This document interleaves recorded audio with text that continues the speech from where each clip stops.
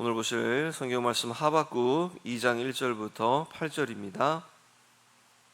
하박국 2장 1절부터 8절입니다. 내가 내 파수하는 곳에 서며 성루에 서리라. 그가 내게 무엇이라 말씀하실는지 기다리고 바라보며 나의 질문에 대하여 어떻게 대답하실는지 보리라 하였더니 여호와께서 내게 대답하여 이르시되 너는 이 묵시를 기록하여 판에 명백히 새기되 달려가면서도 읽을 수 있게 하라. 이 묵시는 정한 때가 있나니 그 종말이 속히 이르겠고 결코 거짓되지 아니하리라. 비록 더딜지라도 기다리라. 지체되지 않고 반드시 응하리라. 보라, 그의 마음은 교만하며 그 속에서 정직하지 못하나 의인은 그의 믿음으로 말미암아 살리라. 그는 술을 즐기며 거짓되고 교만하여 가만히 있지 아니하고 스올처럼 자기의 욕심을 넓히며 또 그는 사망 같아서 족한 줄을 모르고 자기에게로 여러 나라를 모으며 여러 백성을 모으나니 그 무리가 다 속담으로 그를 평론하며 조롱하는 시로 그를 풍자하지 않겠느냐. 곧 이르기를 화 있을진저 자기 소유 아닌 것을 모으는 자여 언제까지 이르겠느냐. 볼모 잡은 것으로 무겁게 짐진 자여 너를 억누를 자들이 갑자기 일어나지 않겠느냐. 너를 괴롭힐 자들이 깨어나지 않겠느냐. 내가 그들에게 노략을 당하지 않겠느냐. 내가 여러 나라를 노략하였으므로 그 모든 민족의 남은 자가 너를 노략하리니 이는 내가 사람의 피를 흘렸으며 또 땅과 성읍과 그 안의 모든 주민에게 강포를 행하였음이니라. 아멘. 오늘 의인은 믿음으로 말미암아 살리라 라는 제목으로 말씀 나누도록 하겠습니다. 하박국, 원래 이 하박국서가 다른 선지서와는 좀 다른 게 뭐죠?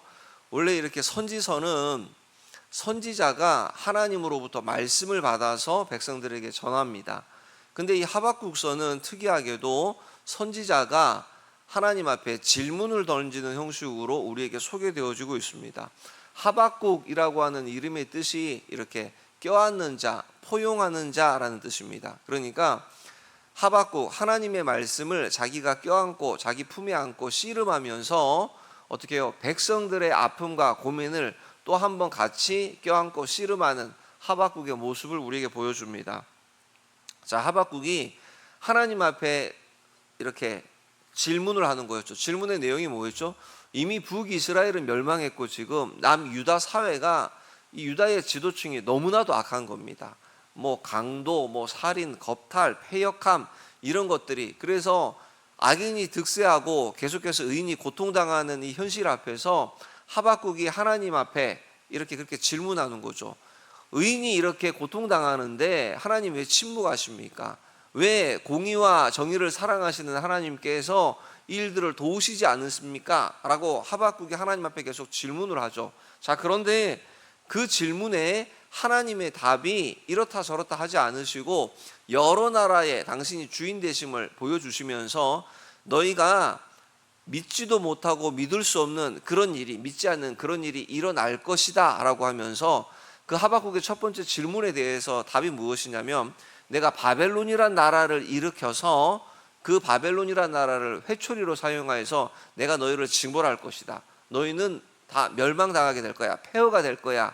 이런 참 답을 주시죠. 하박국이 이 질문에 대해서 또다시 이 답에 대해서 또 다른 두 번째 질문을 던지죠. 그게 뭐죠? 아니, 하나님께서 우리보다 더 악한, 더 못된 저 악인들인 바벨론을 들어서 우리를 친다는 게 이게 말이 됩니까? 아니, 우리가 유다족 속 우리 동족들 가운데에 큰 이렇게 억울한 일을 당하고 아픔을 당하고 이게 좀 낫지.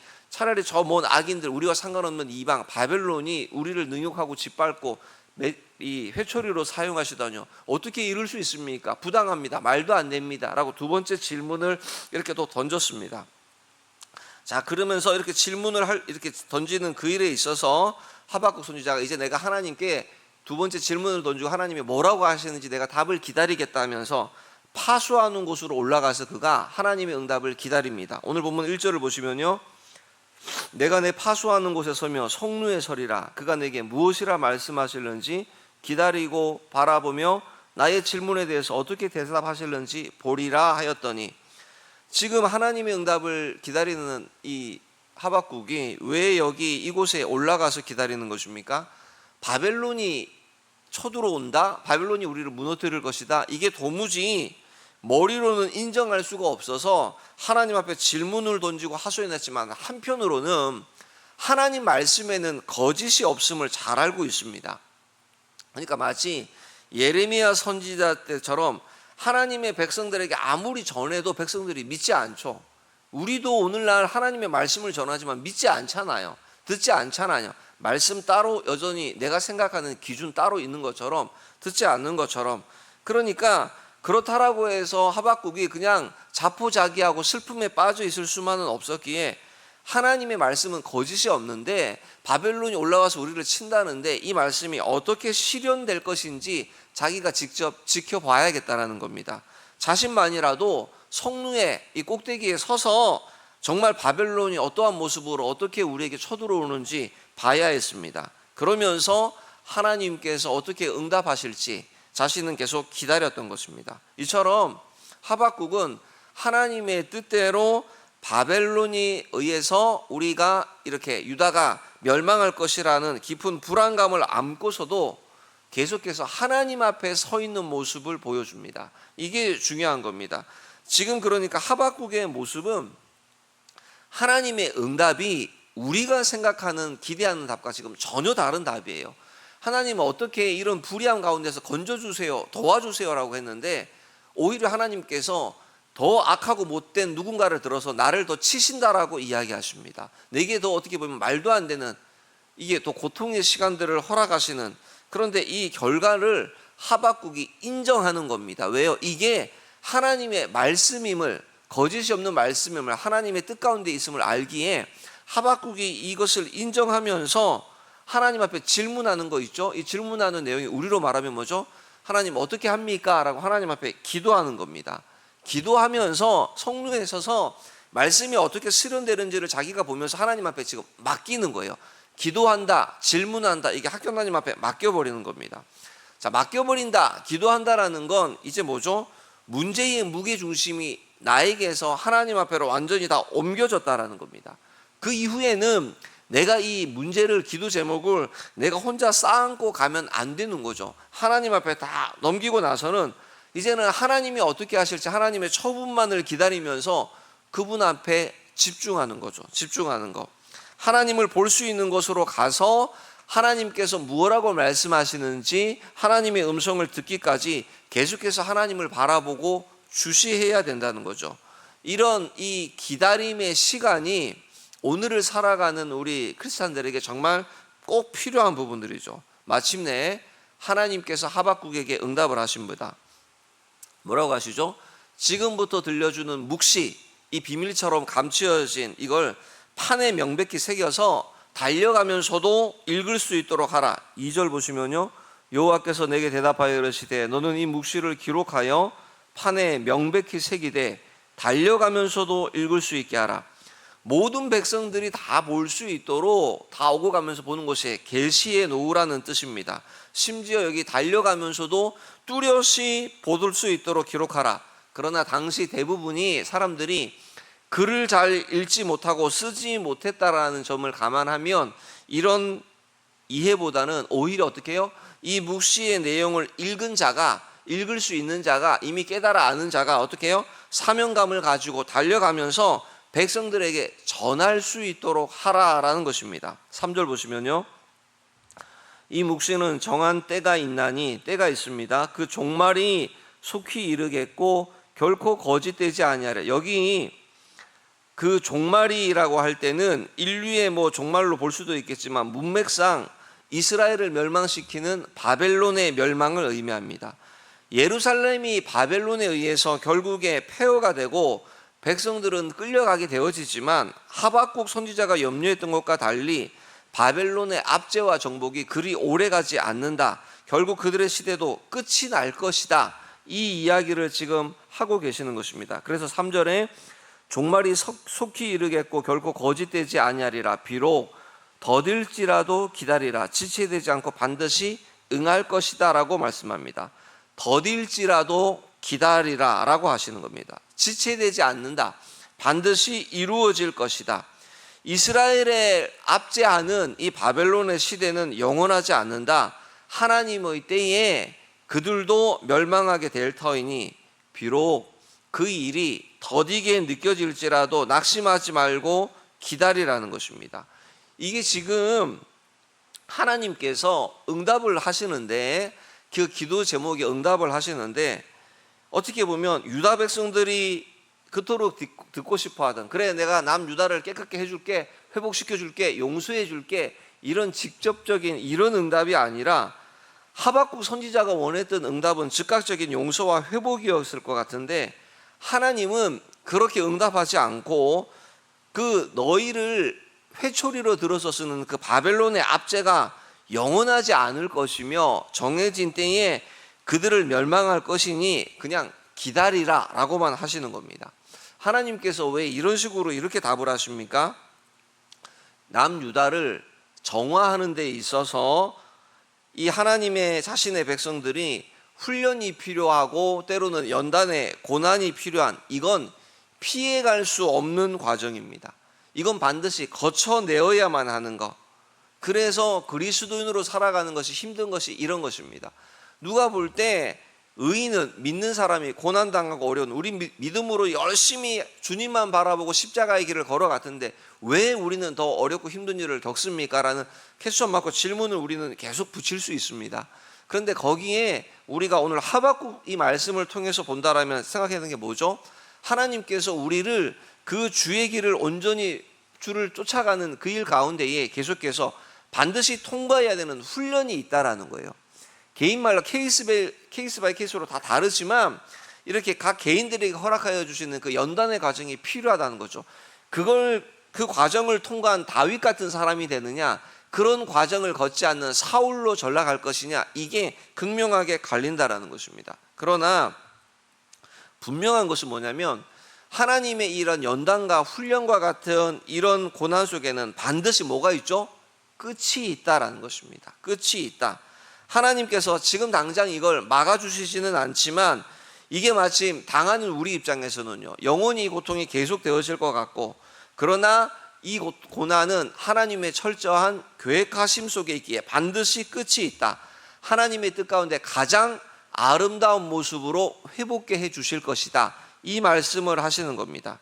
그래서 이제 하나님께서 이처럼 지금 당장 회초리로 쓰임받는 그 바벨론 얼마나 교만하겠습니까?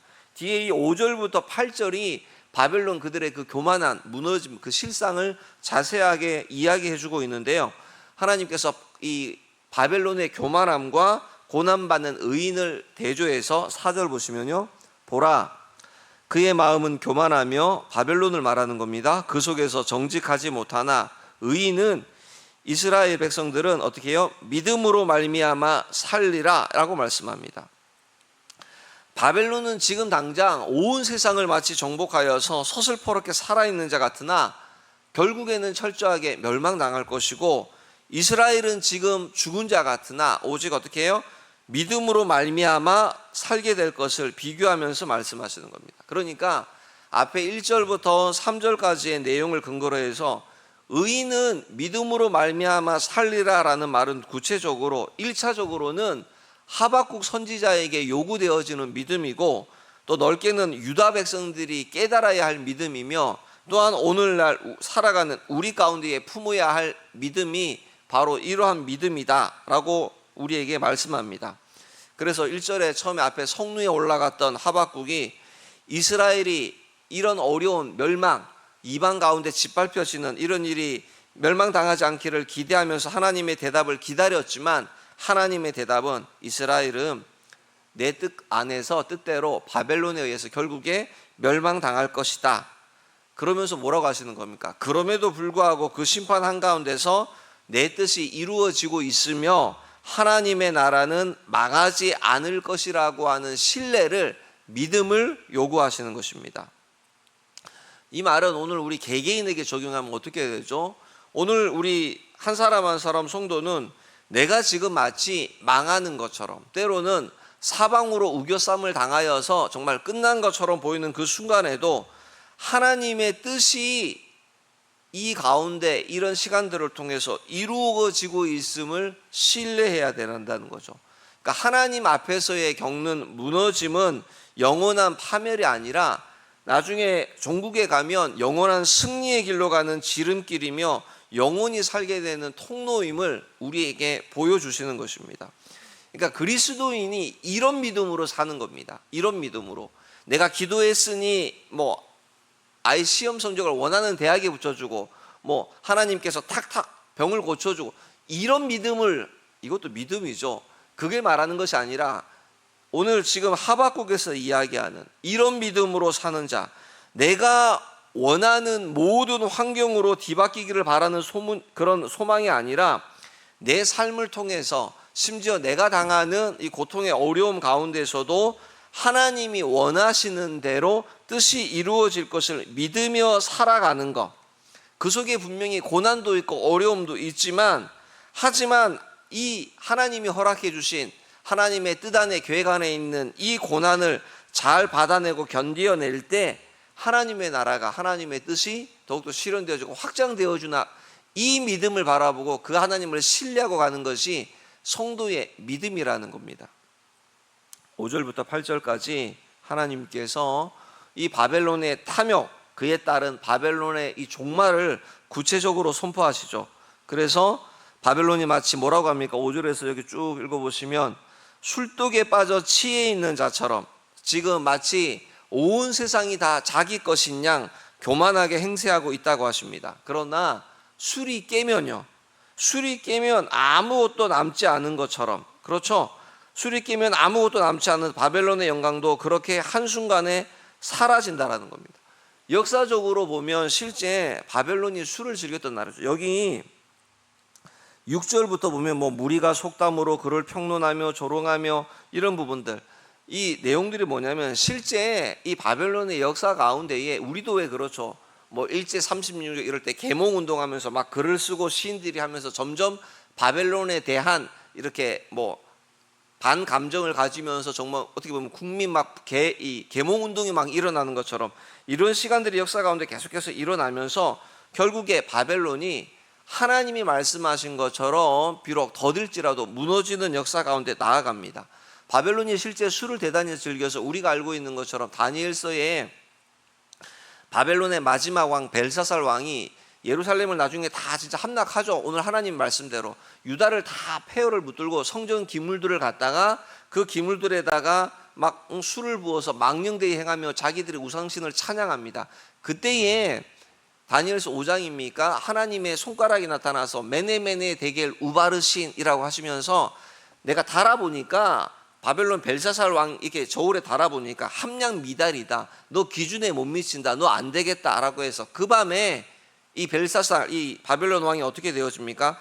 메대와 바사의 연합군 다리오 왕에게 의해서 허망하게 죽임을 당하고 다 끝나버리는 겁니다. 그러니까 바벨론은 끝없는 이런 욕심에 사로잡혀서 유다뿐만 아니라 수많은 나라를 잔인하게 막 함락하고 포로로 끌려가고 했지만 이 모든 것이 하나님께서 잠깐 바벨론을 들어서 매로 사용하기 위해서 허락하셨던 것 뿐이라는 거예요.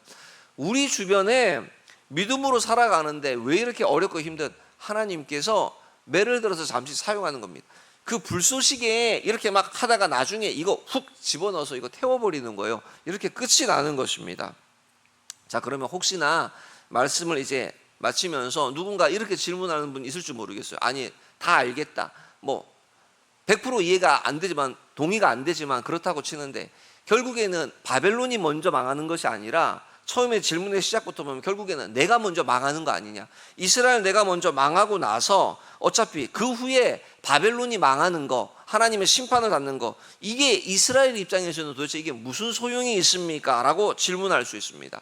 자, 왜 이런 질문이 나오냐면 기준이 이스라엘이 되고 기준이 내가 되기 때문에, 우리로 말하면 거죠. 나 죽고 난 다음에 이게 뭡니까? 나 죽고 난 다음에 내가 그토록 고생하고 그토록 믿음으로 지켜냈다가 이런 억울한 일을 당하고 나 다 무너지고 나서 그 다음 그 악한 자를 하나님이 회초리를 들었던 그들의 교만을 징벌하신다. 이게 무슨 의미가 있습니까? 라고 이야기할 수 있지만 하나님의 시선으로 보면 이것이 완전히 다른 이야기입니다. 이게 그러니까 기준이 내 개인이 이스라엘이 기준이 된다면 이렇게 질문할 수 있는데, 나 죽고 난 다음에 저기 망하는 게 무슨 의미가 있습니까? 라고 할 수 있는데, 근데 하나님의 기준으로 보면 역사 판도가 완전히 달라지고 있다는 거 우리가 알고 있죠. 이스라엘이 비록 바벨론 포로로 끌려가서 여러 나라로 흩어졌습니다. 다 흩어졌는데 역설적이게도 흩어진 이들이 우리가 알고 있는 것처럼 디아스포라처럼 여기저기 막 흩어져서 열방 곳곳에 회당들이 지어지고 훗날 예수 그리스도의 복음이 전파되는 결정적인 기초가 이때 다 여기저기 흩어지면서, 그 포로로 끌려가서 흩어진 그들이 이곳저곳에서 회당을 세우면서 그들의 하나님을 예배하는 초소를 세워갑니다. 이스라엘의 무너짐은 하나님 나라를 위해서 어떻게 보면 드려지는 거룩한 희생과 같이 출발의 시작이 이렇게 되어지는 겁니다. 이게 하나님의 뜻 안에서 하나님 나라의 확장, 복음이 이렇게 역사가 진행되어지는 거예요. 근데 이걸 그냥 모든 중심이 나, 우리 교회, 내 가정 여기만 국한되어져 있으면 또한 어떻게 해요? 이런 일들에 관하여서 하나님 앞에 기도하고 엎드리고 하나님께서 계속 기다리라고 하는데 왜 이렇지? 때로는 그 기다림의 어려움이, 그 응답이, 그래서 어떻게 해요? 내가 생각하는 응답과 전혀 다를 수도 있다라는 것을 성경이 말씀합니다.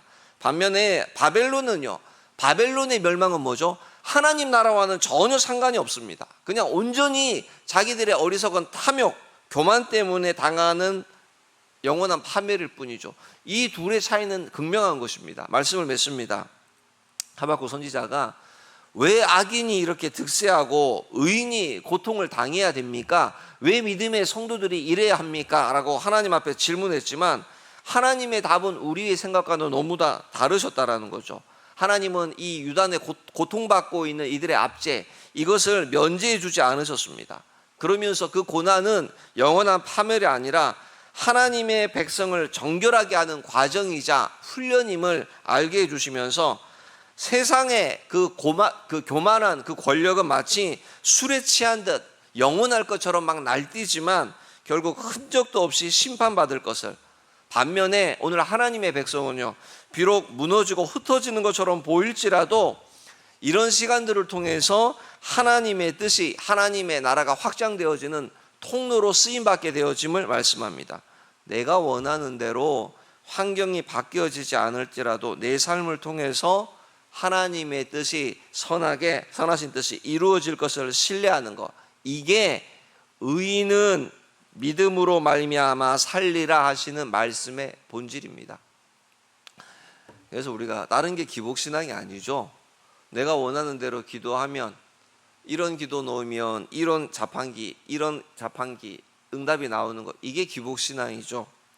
오늘 낙심하지 말고 우리의 당하는 일들 앞에 하나님 앞에 계속 우리 기도하는 거예요. 하나님이 어떻게 하시는지 정한 때에 하나님 나라의 구원과 승리를 바라보면서 오늘을 믿음으로 견뎌내는 저와 여러분 우리가 되기를 예수님의 이름으로 축복합니다. 기도하겠습니다. 하나님,